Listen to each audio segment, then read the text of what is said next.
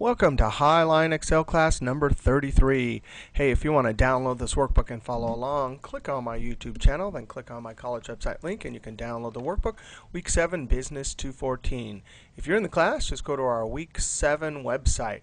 Hey, exciting topic here. We are going to be credit analysts in an account receivable department. And we have to analyze customers and determine if our business is going to extend credit. Now down below here we have a table with our customers and then a bunch of columns with criteria that we'll use to determine whether we should extend credit. At the top here I have the two rules and then the hurdles and criteria for and formula inputs for our formulas. Now here's rule number 1 for this business. The account has to not be suspended, and it has to have no overdue balance, and last year's sales have to be greater than 50,000. We'll actually do greater than or equal to, right? So if there's 3 logical tests and all must come out true in order to extend credit, we'll use the A&D function. A&D function will take 1, 2, 3 tests. If they all come out true, it'll tell us true. Rule number 2, account not suspended, and both credit hurdles, we have 2 credit agencies that give us ratings. And this one has a range from 0 to 5. This one has a range from 0 to 9. And so our cutoff is 2.5 for this rating 1 and 4.5 for rating 2. So this rule 2, account not suspended, and both credit, when you hear the word both, you immediately think and both of these have to be passed. So really the first part of rule 2 is 1, 2, 3 things have to be met. All of them, all 3 of them. True, true, true. So we'll use an and for that. But watch this. This is the second part of it. Account not suspended, both credit hurdles must be met. And, we have another and, at least one of the remaining criteria must be met.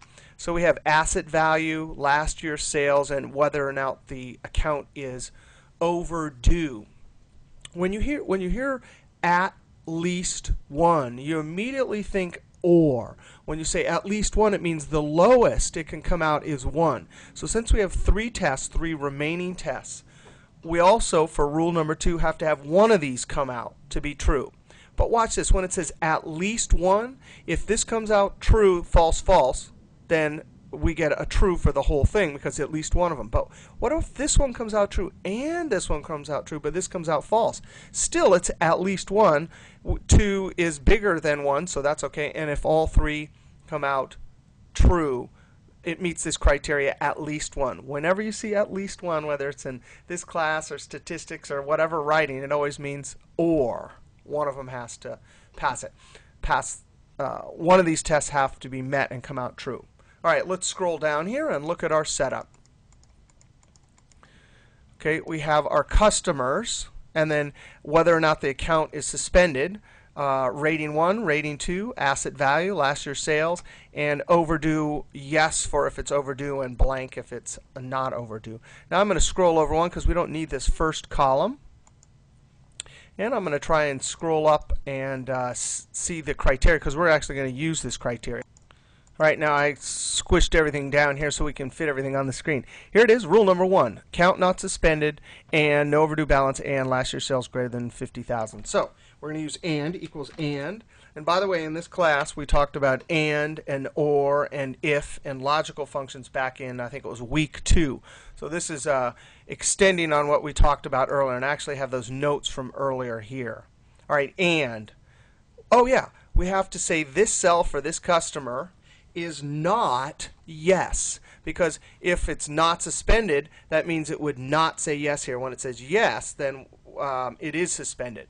Now, what is the symbol for not? Well, we looked at that earlier. We saw things like equal and greater than, but we also remember that not is less than and then a greater than symbol together. Now we're going to click on this criteria here and lock it going down, F4, F4. That's the first logical test, comma. Then we have to say no overdue balance. So we're going to click here, and that's a not also, not. And I'm going to click on this, and F4, F4. That's our second true-false test, comma, and our third true-false test, last year's sales, relative cell reference, is greater than or equal to our the sales from our hurdle up there. And I'm going to lock this. And that's it. 3 logical tests inside of an AND. All 3 of them have to come out to be true in order for AND to deliver a true to the cell. Control Enter, and then I'm going to click and drag it down. All right, I guess times are tough. We have a lot. Whoops. We have 1 true here, and we can see there's no yes there, there's no yes there, and last year's sales are greater than 90. Oh, this one, there's no yes there, it's greater than our hurdle, but oh, the account was suspended. All of them are met here. Here we have a yes, a 58, and a yes, so these 2, this is the only one that came out true. Nevertheless, we see it's a bunch of falses. Here's a true. We have no yes there. That's not yes either, and that is greater than 62,000. All right, so that's rule number 1. Now on to rule number 2, which is going to be a little bit more complicated. I'm going to right-click this H, the column header, and point to hide. We need a breathing room here. I'll scroll up, see if we can't get our criteria. There we go. Now let's think about this. Rule number 2, account not suspended. Oh yeah, that. And both credit hurdles. So these 2. Oh yeah, so all 3 of the first rules have to come out true. So we use an and put all 3 of these tests. And then let's read the rest. Both credit hurdles must be met, and at least one of the remaining criteria. Oh yeah, so we have this, this, and this. And we can have any one of these, 1 or greater, and we can get a true for all of these. Matched with the true from this, this, and this will give us a true for rule number 2. Now the trick here is we have 3 tests that are going to be inside of an and then 3 tests that are inside of an or, and this or and this and themselves have to be in an and. You can see the word and there, right? So we have 3 criteria and then this at least thing. All right, so you ready? Equals and. Okay, that's the first and. Inside of this, there's a logical test right there and there. This is going to be an and. This is going to be an or. So I'm going to do and. And now I'm going to say, is that not yes? And lock it going down with the F4 key. Comma, is this relative cell reference for this customer, hurdle 1, greater than or equal to, the rating for this customer, is it greater than or equal to our hurdle? And then I'm going to hit the F4 key to lock it going down.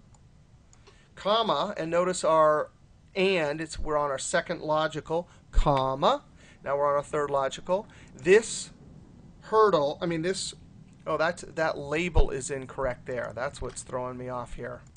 All right, so I fixed that. That shouldn't have said hurdle. This is just the customer's rating, and up here is the hurdle. All right, so we're back to our and. Oh yeah, we have to test this one. Is the customer's rating from this agency greater than or equal to our hurdle? And that's going to be locked going down, F4, F4. Now watch this. This screen tip right here, where it shows us that we have 3 logicals. I'm going to close parentheses. And now look, I'm back to this and. So this and, even though it's inside of the and, is only delivering a true or false for the first argument of the first and. Now we do a comma. And now the second logical is going to be our or. So or. And now the screen tip helps us out. These screen tips are very helpful when you're doing big formulas. Now we have to ask, is the customer's asset value greater than or equal to the hurdle, F4, F4, comma, last year's sales greater than or equal to the hurdle, F4, F4. Now we're to our second. Now we have 3 inside of our or. So here's the third one, and this is not equal to whatever's in that cell, which is at this time yes. And I locked it with the F4 key. Now watch the screen tip when I close parenthesis here. Watch this screen tip, close parentheses. Now it goes back to the and, right? Screen tips, big formulas. Wow, are they helpful? Close parentheses and Control Enter. Now I'm going to double click and send it down. I guess I'm not going to double click and send it down. And there we have, for customer 1, it came out true. And why? Because at least one of these came out to be true, and all three of these came out to be true. Let's look at this false, right? So there, oh, this one right here, because our hurdle is 4.5, so certainly the and had to get true, true, true, and it didn't there. And oh, but all of these came out to be true. But nevertheless, rule number 2 gives us a false. How about down here? True. Now, here, let's F2. I should have done that before. F2, I want to verify that, sure enough, all of the cell references there got locked, and all of the ones here got locked. I mean, were not locked, were relative. And look at this. Pass the test, pass the test, pass the test. And even though this one didn't pass the test, these other two did, so the OR for this delivers a true. All right, so there we have rule number 1 and 2. Now, we want to, I'm going to unhide these. Right-click, unhide, and scroll the size down. We want to talk about something called none and only. Now, none. What that means is the customer failed both rules. And the way that comes out is if they get a false for rule number 1 and a false for rule number 2. But how do we make a formula that will tell us true when none of the tests have been met? And we only have 2 of them here, right? Sometimes you have multiple rules or many columns with trues and falses. And you want a quick, easy way to do none.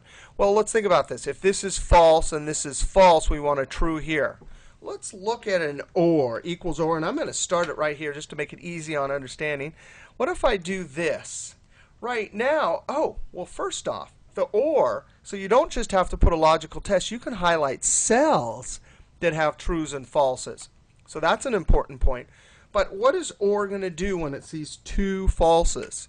It's going to come out false because at least one of them has to be true. So I'm going to Control Enter. But that's not what I want. I actually want it to say true when I get both falses. I'm going to hit F2.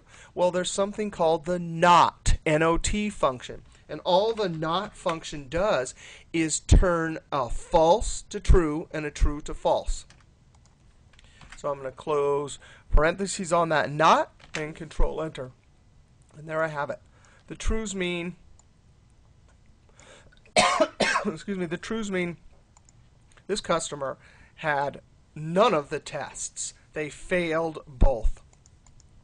So we have a few of these customers that failed both. 1, 2, 3. The other construct is only. And this happens when you have, you want to ask if everything came out false, but there was one thing that came out true. So asset hurdle. We want to ask here, we want to say, hey, did the customer fail both tests, but the asset test was met? So really, amongst all the tests, we want to say, hey, if all the others were false, but the asset hurdle was met, we maybe want to take a second look. So guess what? We're going to use our none construct inside of an and. So we'll say and it will look at the none, which, look at this, only. It says 2 rules are false, which would be a true, right? Because we did our not or. So 2 rules are false. We want a true. And then we just simply do a second test only on the asset. And that'll give us our only. So you ready? Equals and.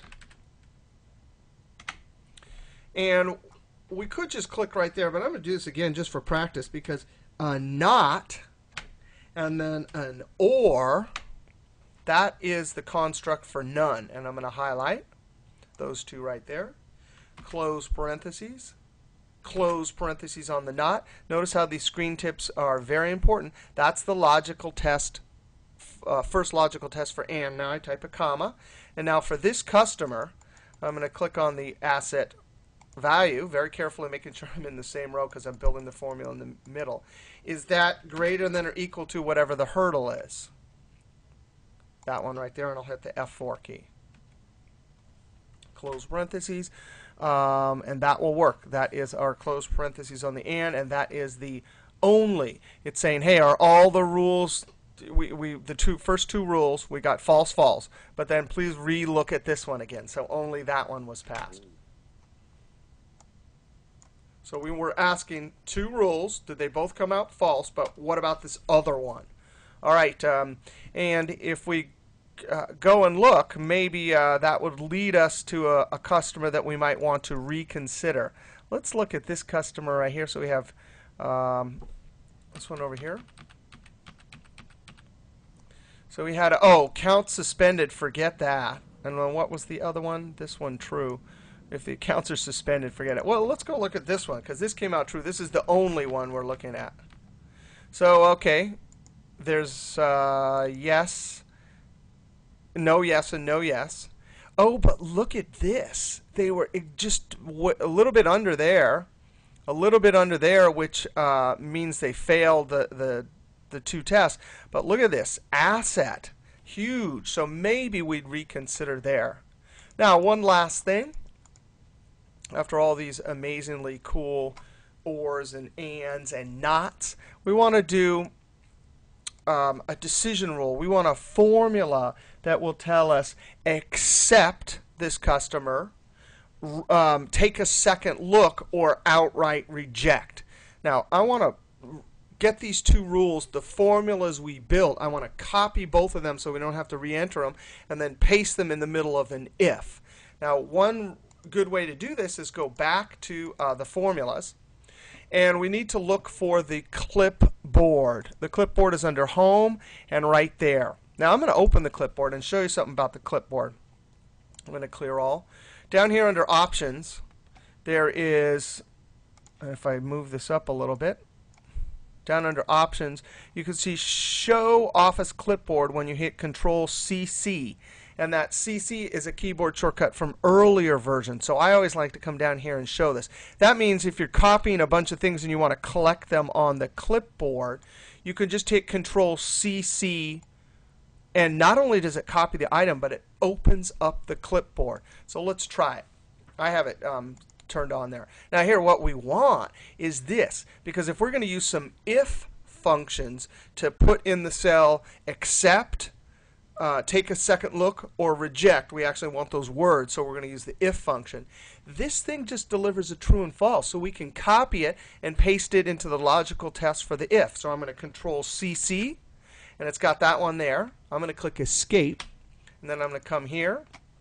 Very carefully, in edit mode, scoop this out and copy it, except for the equal sign, Control-C. So now, this is the Rule 1, this is Rule 2. Now we simply scroll over here. Oh, very important. Hit Escape, because if I start doing something over there, it'll wreck that formula. All right, here's our decision. Equals if.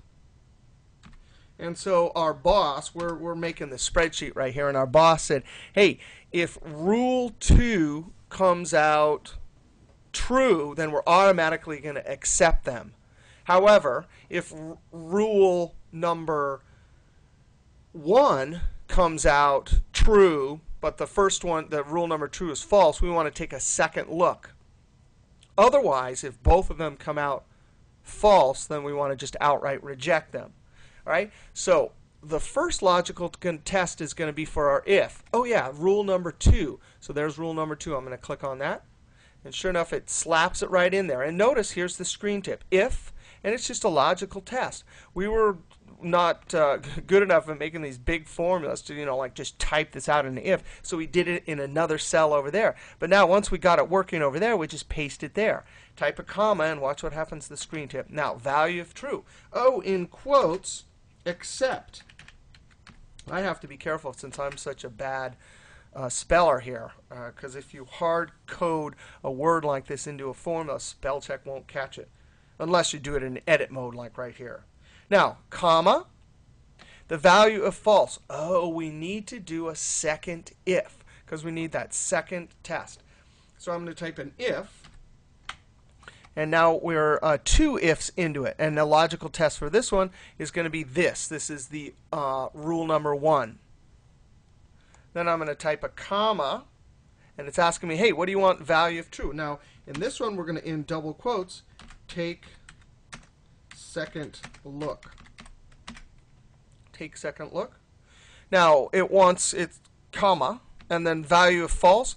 Now, the way a double if like this works is if it runs through rule number 2 and comes out true, then it puts that in. But if this comes out false, then this one takes over, right? So this one takes over. If the rule number 1 comes out true, then it's going to put this in the cell. Now, if this rule number 2 is false, and then this one comes out false, now in this value of false, we're telling the if function what to put in if both of these other ones come out false. And that is reject.